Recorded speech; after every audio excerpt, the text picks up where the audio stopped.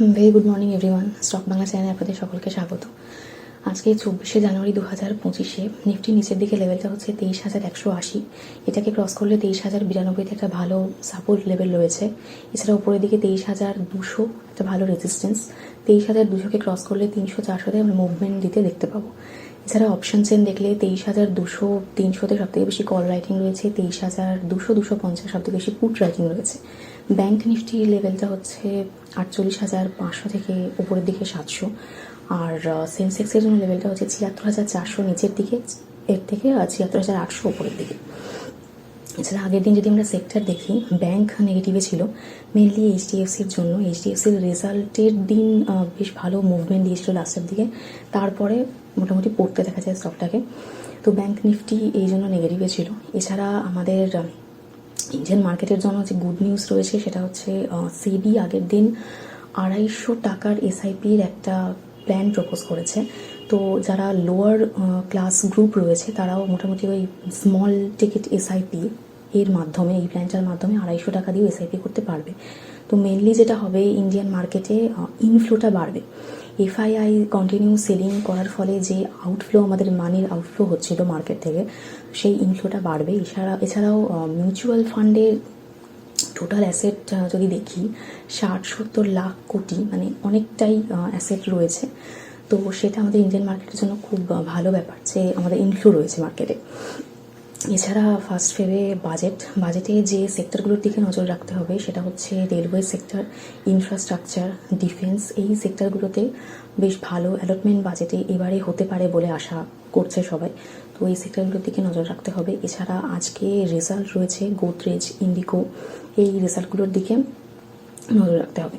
এছাড়া যদি আমরা গ্লোবাল মার্কেট দেখি, তাহলে ইউএসএ ডোনাল্ড ট্রাম্প আসার পর থেকে ডাউ জোন্স, S&P 500, ন্যাসড্যাক এগুলো সবই পজিটিভে ছিল। ন্যাসড্যাক কালকে কিছুটা নেগেটিভে হলেও ট্রেন্ড মোটামুটি বুলিশই রয়েছে আপাতত। ভোলাটিলিটি আছে বাট বুলিশ। তো উনি আসার পর আমাদের যে সেক্টরে এফেক্ট পড়তে পারে সেটা হচ্ছে মেটাল সেক্টর। মানে উনি যদি চায়নাতে 100% ট্যারিফ লাগান, তাহলে চায়নার যে স্টিল, চায়না তো সব থেকে বড় এক্সপোর্টার স্টিলের, তো চায়না থেকে যে স্টিলগুলো ইউএসএ ইম্পোর্ট হচ্ছে সেগুলোর দাম বেড়ে যাবে, ফলে সেগুলো সেইখানে বিক্রিটা অফ হয়ে যাবে। তো চায়না বেশিরভাগ জিনিসপত্র ইন্ডিয়াতে আর কি এক্সপোর্ট করার চেষ্টা করবে। তো আমাদের এইখানের যে কোম্পানিগুলো রয়েছে তারা কিন্তু কম্পিটিশানে এসে যাবে। আর চায়না যথেষ্ট চিপার ভ্যালুতেই এখানে আমাদের ইন্ডিয়াতে বিক্রি করবে, ফলে ইন্ডিয়ান মার্কেটের যে নিজস্ব স্টিল কোম্পানি বা মেটালের কোম্পানি, তো সেগুলো তারা কিন্তু লসে যাবে। সেই জন্য এখন থেকেই টেম্পোরারি একটা 25% ট্যাক্স বসাবার কথা বা সরকারকে বলছে আর কি, রিকোয়েস্ট করছে যে যাতে চায়না থেকে যে জিনিসগুলো ইম্পোর্ট হচ্ছে তাতে 20% ট্যাক্স, টেম্পোরারি ট্যাক্স লাগু করা হয়।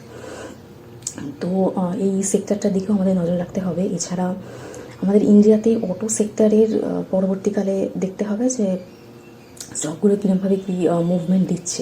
এছাড়া ইউএসএর যদি আমরা দেখি, তাহলে ইউএসএর ইভির অবস্থা খারাপ। টেসলা আগের দিনই অনেকটা পড়ে গেছে। এছাড়া যে রিনিউয়েবল এনার্জি স্টকগুলো ছিল সেগুলোও কিন্তু এখন নেগেটিভে চলছে, কারণ ডোনাল্ড ট্রাম্প যেহেতু ফসিল ফুয়েলের ব্যবহার বাড়াতে বলছে। আর এনার্জি সেক্টরের জন্য $300 বিলিয়ন মতো টাকার অ্যালটমেন্ট করা হয়েছিল ইউএসএ, সেটা কিন্তু এখন হল্টে চলে গেছে। মানে এখনও পর্যন্ত ওই টাকাটার কোনো ইনভেস্টমেন্ট রিনিউয়েবল এনার্জিতে করা হবে না। তো ওদের এনার্জি সেক্টরের প্রবলেম চলছে, ওগুলো যথেষ্ট মাইনাসে রয়েছে, এখন প্রায় 7-8% পড়ে গেছে। তো এটা ওদের মার্কেটের জন্য ব্যাড নিউজ। আর এছাড়া নেক্সট আমরা ইন্ডিয়ান মার্কেটে সমস্তটা বাজেটের উপরে নির্ভর করছে। বাজেট হয়ে যাওয়ার পর আমরা কিছুটা এফআইআইয়ের ইনফ্লো আমাদের ইন্ডিয়ান মার্কেটে দেখতে পারি। তো আর সিলভার যেটা রয়েছে এখনও পর্যন্ত বুলিশ ট্রেন্ড রয়েছে। গোল্ডের ক্ষেত্রেও 78,500-র উপরে যতক্ষণ আছে বুলিশ ট্রেন্ড আছে। ক্রুড কিছুটা কারেকশন হচ্ছে, পরবর্তীকালে আরও কারেক্ট হবে। আর যদি আমরা ইন্ডিয়ান রুপির কথা বলি, এখনও এরকম লোতেই রয়েছে। তো দেখা যাক যে ফার্স্ট ফেবে বাজেটে কীরকম কী বাজেটের পরে মুভমেন্ট আমরা দেখতে পারি। আর আজকে মোটামুটি আশা করছি যে কিছুটা নেগেটিভ টু সাইডওয়েজ মার্কেট থাকতে পারে। তো এখানেই আমার রিপোর্ট শেষ করছি। আমার এই ভিডিওর উপর বেস করে কোনো ইনভেস্টমেন্ট করবেন না। আমি কোনো সেবি রেজিস্টার অ্যাডভাইসার বা অ্যানালিস্ট নই, শুধুমাত্র এডুকেশন পারপাসে ভিডিও করি। তো দেখা হচ্ছে নেক্সট ভিডিওতে।